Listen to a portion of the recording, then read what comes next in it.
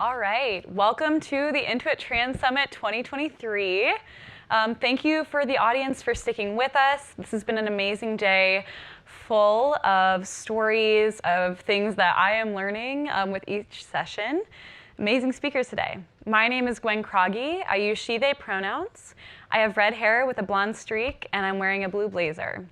I am so excited to welcome you to our panel, A Salute to Authenticity. And we're here to talk about the largest employer in the United States of transgender plus people, the US military. I want to tell you that this panel is also brought to you in collaboration with the Intuit Military Network. The Intuit Military Network is a space for veterans and their families here at Intuit to grow, to have access to community and resources. To learn more about the Intuit Military Network, visit www.intuit.com/military.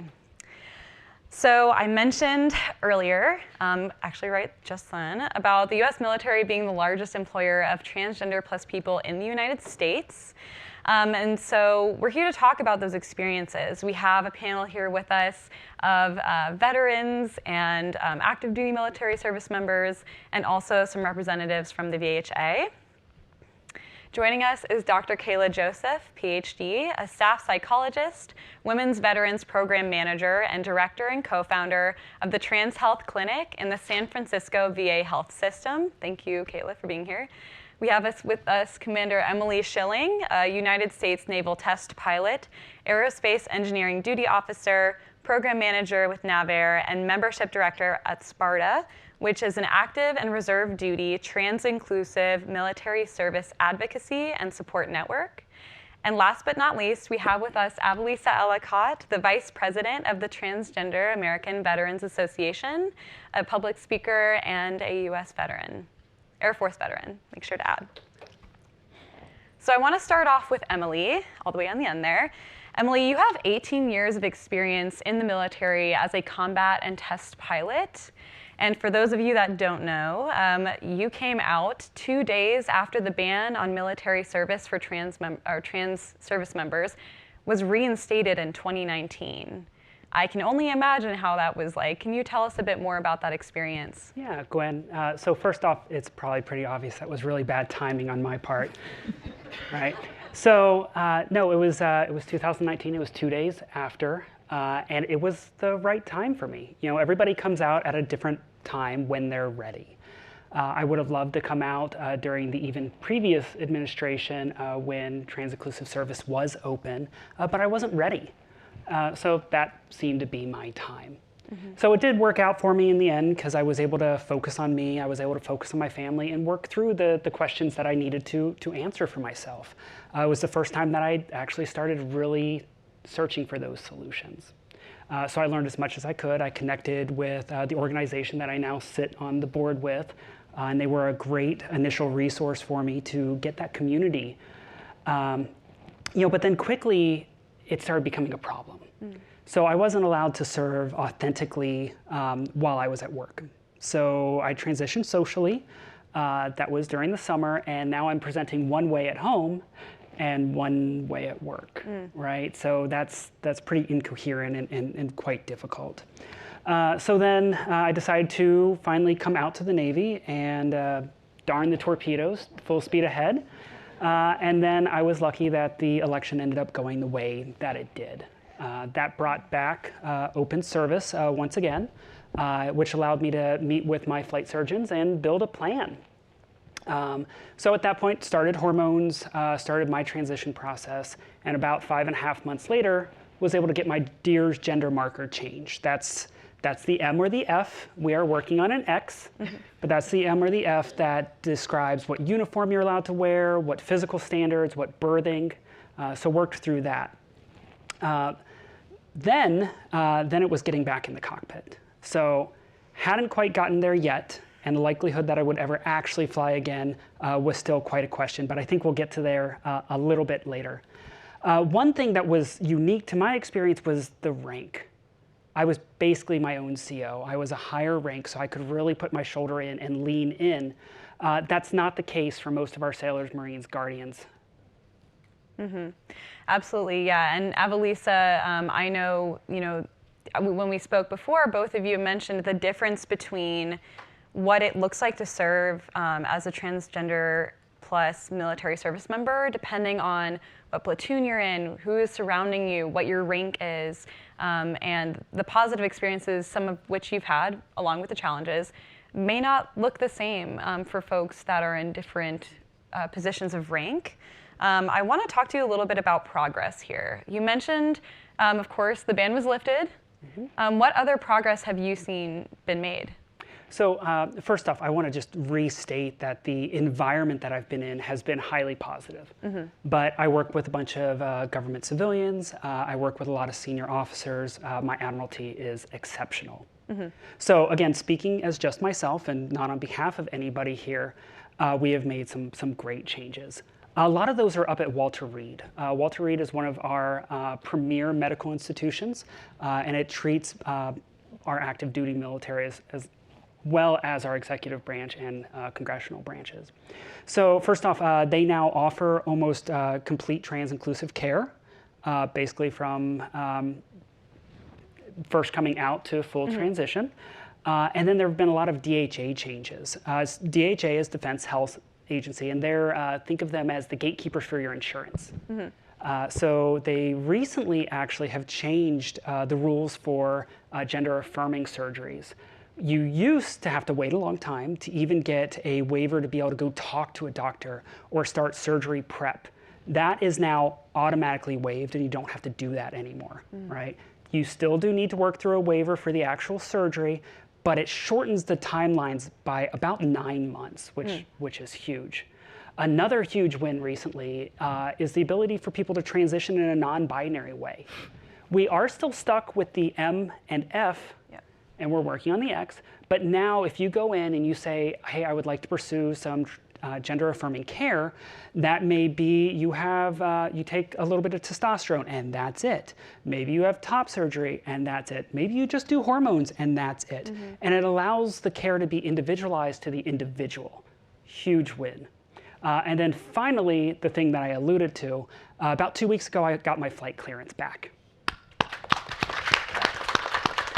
This is huge for us. So flight clearances were taken because of gender dysphoria, and then nobody had done it before. So the US Navy has now worked through the process to take somebody who's post-transition and say they are both physically and mentally qualified to continue to fly fighter jets. So now that we've done it, the next step will be to start doing it quicker and more efficiently. That is huge. I just want to look at the audience and let's all congratulate Emily, Commander Schilling, on that. It's huge. And I'm just looking forward to all of those that come after you that can follow in your shoes. You've done that work. And the people that support you have done that work to blaze the path for other folks that want to be pilots and get their flight clearance back. So, we've talked about community, we've talked about the support that you had, we've talked about the challenges as well. Can you talk a little bit about what Sparta's doing to help support active duty service members that are trans? Yeah, absolutely. Yeah. So Sparta's been around since well before I even knew I was going to need their help. They were originally formed during Don't Ask, Don't Tell, and then grew out of that as Inclusive Service came. So predominantly, it was a peer support network. We currently have about 2,000 active members on our Discord and our Facebook group, and my role on their board is the membership. So I work with my chapter leaders, which they're my sergeants, they're my chiefs. They're the line people who do all the dirty work of the day. Mm-hmm. They're the emergency response. They're the ones that make sure that the troops are taken care of. Then we have the education side. That's talking with DHA, that's talking with our commanders out in the fleet, and making sure that they have the tools they need to help their sailors transition or their soldiers transition. And then finally, it's the advocacy side. That's working again with the healthcare systems, the Pentagon, working with Congress and the executive branch to try to solidify trans-inclusive service. Mm-hmm. One of the biggest pushes for us has been the Truman Amendment. This has been around since 2019. It was voted on once. We haven't gotten it back to the floor since. Mm-hmm. Last summer, we tried to get it into the NDAA, that's the National Defense Appropriations Act. And what it does is it takes all these executive orders that make it illegal to discriminate for military service based off religion, based off race, based off gender identity, based off sexual orientation, and tries to codify it finally into law. So we will continue to keep working on that, and we're not going to stop until that does get passed. That is so important, and I just want to talk about that a bit because, for the audience, it might sound like these trans issues when it comes to like trans ban in the military, for example. If you don't identify as trans plus, you might, or as a veteran as well, because those are intersectional, you may not think that something like the Truman Amendment affects you, but it covers discrimination at so many different intersectional levels. It will impact someone you know. It will impact the friends and family that you have in the military or who are veterans. And so that is really important work. I'm really happy that you are working on that Sparta's working on that. And we've talked about active duty experiences. Of course, what is life like after the military for trans plus service members? Evelisa, I'd love to hear a bit about your experience as a trans plus veteran. Awesome. So every time I talk about my experience, I have to make sure that people understand that this is just my experience. This is the experience of a Black trans woman that's an Air Force veteran that is also named Avalisa. This is specifically my experience because we are not a monolith. I can't talk for everybody's experience. I don't know what it was like in the other branches. I don't know what it was like for people who have different looking identities than me. And so when I do speak about it, I speak about myself. So I was in the Air Force during Don't Ask, Don't Tell, and it was absolutely horrible. I will let everybody know. It was just constant persecution. I have always been feminine. It's something that has been with me since I was a child. And so in transitioning, it was just me letting that shine through. And so at a certain point, I decided, okay, I'm gonna stop hiding this. I'm good at my job. I can do what I do. So, maybe I'll put on a little eyeshadow. Maybe I'll contour a little bit. But it was nothing that affected my work. But it was so suffocating. I had people asking others if we were in relationships, and I have never been interested in women like that. And so it was a pretty obvious thing. And so it was like, what are you talking about? They were just trying to get that person to say, this is not the case because, and then that's credible knowledge, which would be telling. And when Don't Ask, Don't Tell, that was a way to kick me out. And so I did the best I could to ride the lines that were there in the best way possible as I was in. And so it was tough. And the second I got out, I was like, okay, it's time. And I became who I was, but that suffocation that I experienced really separated me from my identity as a veteran, my connection with the military, because my experience in the military was prosecution all the time. And so once I got out, I transitioned, I found my happiness, I found myself, I found my voice. And with that, I started to do some advocacy on accident. I didn't mean to, but it was like, nobody looks like me out there and nobody's doing it. So I should do it to help the other people, not even realizing what I was doing. And then I was sitting in a news studio one day, and I was about to do an interview, and I was like, this is a thing that I'm doing. And, but I think it's important for people to be able to have that visibility. And so it is something that I have done and become really passionate about. It is so important. If the audience, if you take away anything from today, being authentically yourself is crucial. Every panelist here today has proven that. I mean, sharing your story, especially something like you mentioned, is quite unique. That is extremely important for all of us to hear. I personally learned so much from this panel, having not had any connection to military identities, don't really know as many folks in the military, so sharing that is really important. Yes, we have talked through some of the challenges that you faced. You mentioned a few of them. Can you talk about some of the challenges that you've seen facing trans plus veterans? Again, they're not a monolith, but what are some of the challenges you've seen? So the thing is that because of this intersectionality, we are dealing with the issues that are affecting the trans community. We are also dealing with issues that are affecting the veteran community, and we are also dealing with issues that are affecting the military, and also political issues, because our identities have somehow become politicized. We are something that people throw around to prove, you know, oh, this is my stance, this is my political stance on this, so I feel this way about this person. And so we're dealing with all of these things at the same time. And so you see trans veterans struggling to get their gender markers changed, not only on their driver's license and their, you know, personal information in the civilian world, but also on the military side, because anytime I go to get a new job, people are going to ask, where did you work before this? And I need to make sure that when they call, it says the right name and the right gender marker is where it needs to be. And so there's a lot of issues with that. There's issues having access within the VA, which is there specifically for veterans, and making sure that everything is lined up. Though there is a lot of support and a lot of things that people that the VA offers, people aren't exactly sure what it is. And there's also a sense of community that is necessary. It's really hard to feel at home when you feel like you are the outcast, when you feel like you are the black sheep. And so a lot of trans veterans are struggling to find that sense of community and to find that home. Absolutely. Community is so important. Again, I think another big theme from this whole day is how important community is. Can you walk us through a little bit of what TAVA, the Transgender American Veterans Association, that you are a leader at, can you talk a little bit about what TAVA is doing? Yeah, honestly, we are doing a lot of the same things Commander Schilling is doing at Sparta. Sparta is kind of when you're in, TAVA is when you're out. So we do a lot of peer support and help building that sense of community for trans veterans. We do a lot of education to let people know where they need to go for certain things. It may not be, you know, active duty, but a lot of people have information, they have questions, they have things that they need to know and understand. And so TAVA is there to at least point in the correct direction of where you should be going for these things. We have also done a lot of advocacy.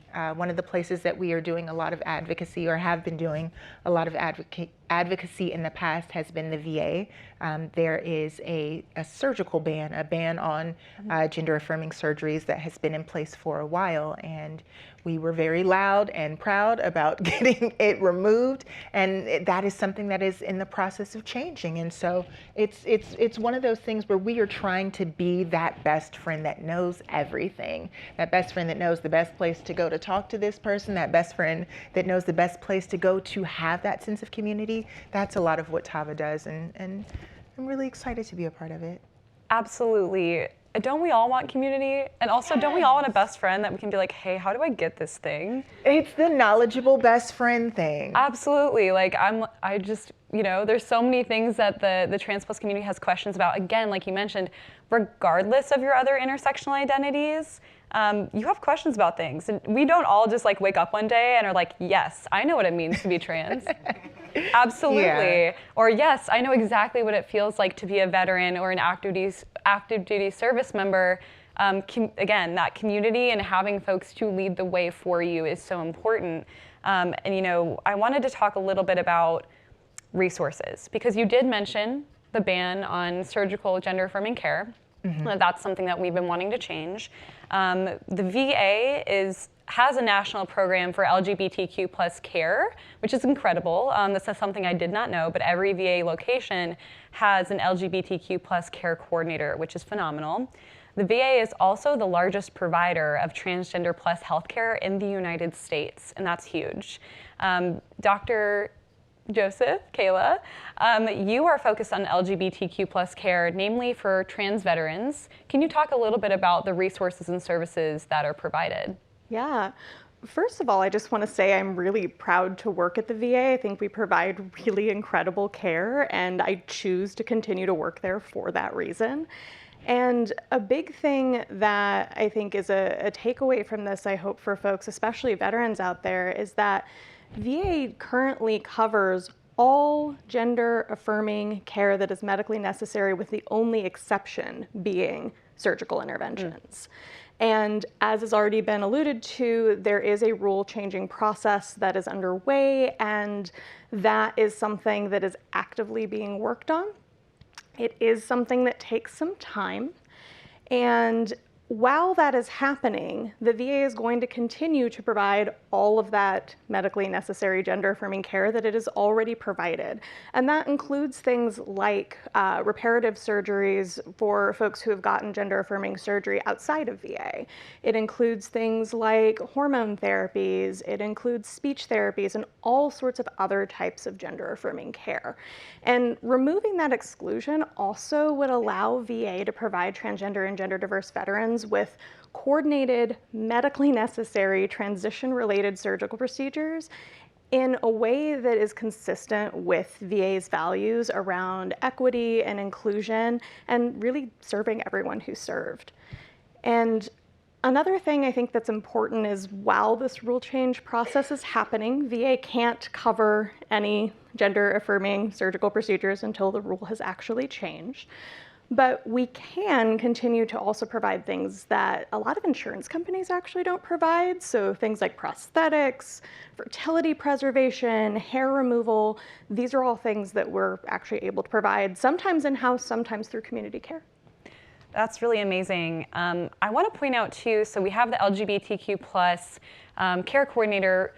Why specifically creating the Trans Plus Health Clinic? Of course, I think we know that, but I want to hear from you. Yeah.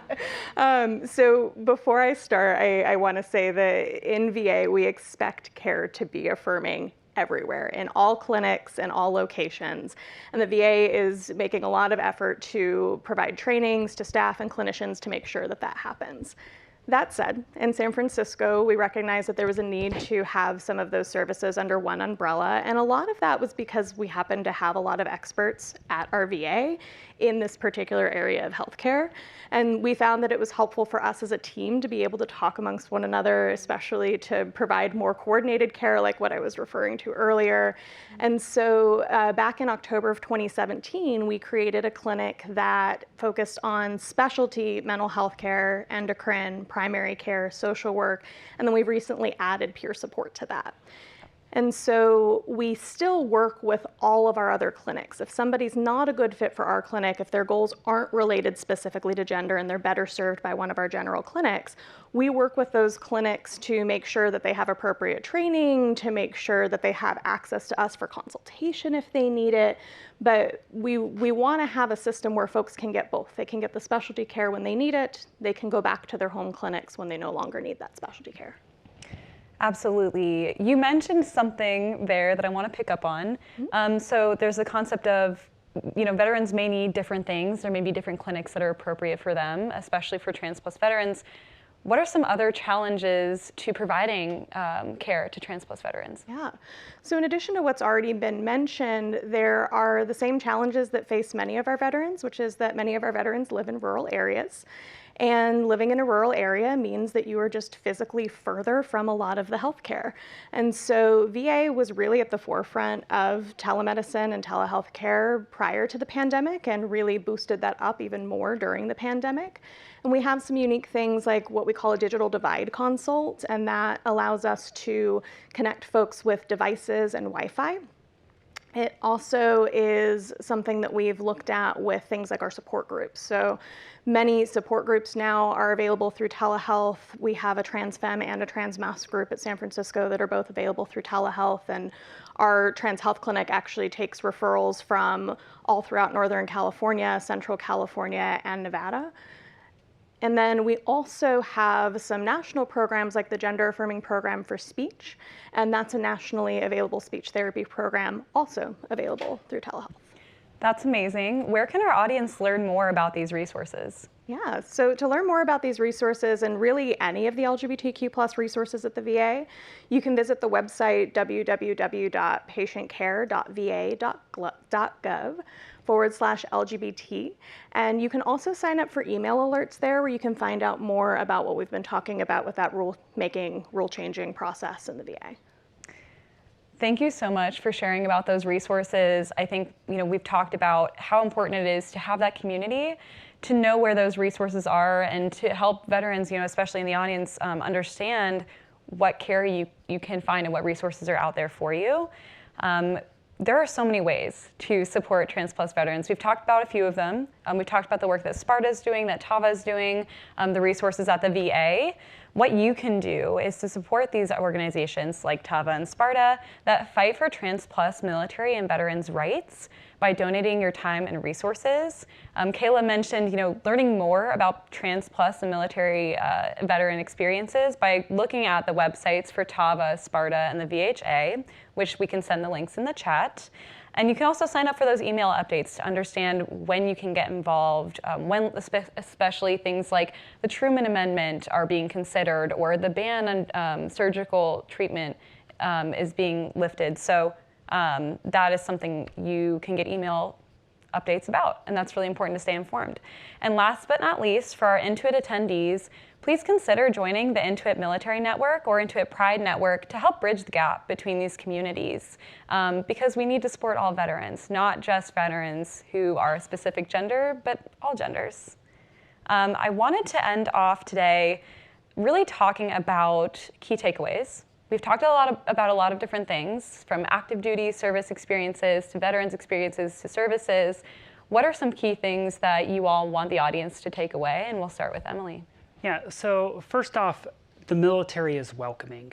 The community that is the military is welcoming. Things are progressing. It's not what it used to be during Don't Ask, Don't Tell, and we've seen those things repealed just during my career, during your career. So when you talk to young people, when you talk to other people about considering the military, there is a place for you here. The other part is what you can do. A lot of times people focus on the large gestures, the big moments, the big speeches, but it really comes down to continuously performing small acts relentlessly. Put your pronouns, be an ally, be a voice, stand up for people, and tell people when their views are just not in alignment with your ethos, with your government's ethos, with your military's ethos, because we will continue to attack the problem with honor, courage, and commitment. Absolutely. Absolutely. Kayla. Yeah, similarly, I would just want to say that the VA is also welcoming. Things are changing rapidly, I think both for care, but also for employment in the VA. I identify personally as non-binary and came out on the job and have had a fantastic experience working at the VA. And I think for folks who are thinking maybe I don't need the VA, I have other health care, my health care needs are covered, there's a lot of benefits to the VA that folks don't think about. Like if you're in a natural disaster, we call you and make sure you're okay. If you need something like a retirement home down the road, we have retirement homes that don't have the same kind of wait lists as private places, and your veteran benefits may pay for it. So there's lots of things that aren't your day-to-day healthcare that are worth signing up for just to have if you need it. Absolutely. Avalisa. I think so often when we think about veterans, we immediately picture an old white cis man with a hat that says some war. But I too am a veteran. I too signed the contract. I too vowed to serve my country, and that doesn't make me any less of a veteran because I am trans. I think it's so much more than looking at what is there for you. I think you have to just remember that people are people. At the end of the day, I am just a person, and I don't think that makes me any less of a person because of who I am, how I identify. I think at the end of the day, it's just about respect. And that's really what we want. We want to have that respect within veteran spaces. We want to have that respect in the military. We want to have that respect in healthcare. We want to have that respect in everyday life. And I think at the end of the day, that's the most important thing. Respect people as people, and that should be it. Kayla, Emily, Avalisa, thank you so much for joining us today to talk about Trans Plus military and veterans' experiences, especially about the services available and the work of your organizations. I'd just like the audience to take away one big thing. We support all our veterans in this country. We should look at supporting all our veterans despite gender, other intersectional identities, especially when those people are fighting for our country like the folks up here have. Thank you for joining us today.